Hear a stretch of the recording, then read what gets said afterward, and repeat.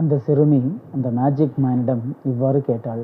ஐயா, பள்ளிக்கு செல்வது எனக்கு மிகவும் பிடிக்கும். அங்கு படிக்கின்ற தோழிகள் எனக்கு மிக மிக பிடிக்கும்.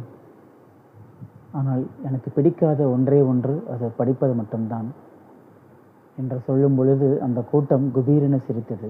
இருப்பினும் மறுக்கணம் அவள் என்ன கேள்வி வரியை தொடுக்கவிருக்கின்றாள் என்பதை உற்று நோக்கி அந்த கூட்டம் அமைதி காத்தது. அந்த சிறுமி இவ்விதம் தொடர்ந்தாள். ஐயா, சிரமப்பட்டு படிப்பது எனக்கு வேதனை தருகிறது.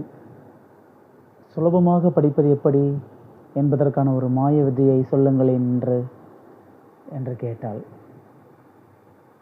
ஆமாம், மிகவும் முக்கியமான கேள்வியை தான் இவள் கேட்டிருக்கிறாள். அதற்கு பதில் இதைவிட முக்கியமாக இருக்கப் போகிறது என்று குழந்தைகள் கூட்டம் மிகவும் ஆரவாரத்தோடும் ஆவலோடும் அந்த மேஜிக் மேனையை உற்று நோக்கியது. அந்த மேஜிக் மேன் சொன்னார்,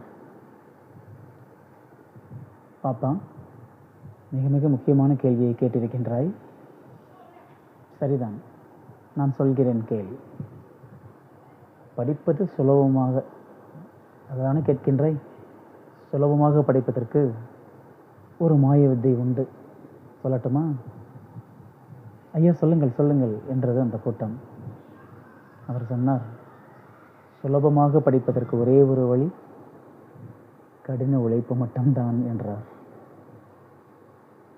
ஈக்கள் போல முயற்ற அந்த குழந்தைகள் கூட்டம் இப்பொழுது பஞ்சாய் பறந்து அங்கிருந்து வெளியேறிவிட்டது.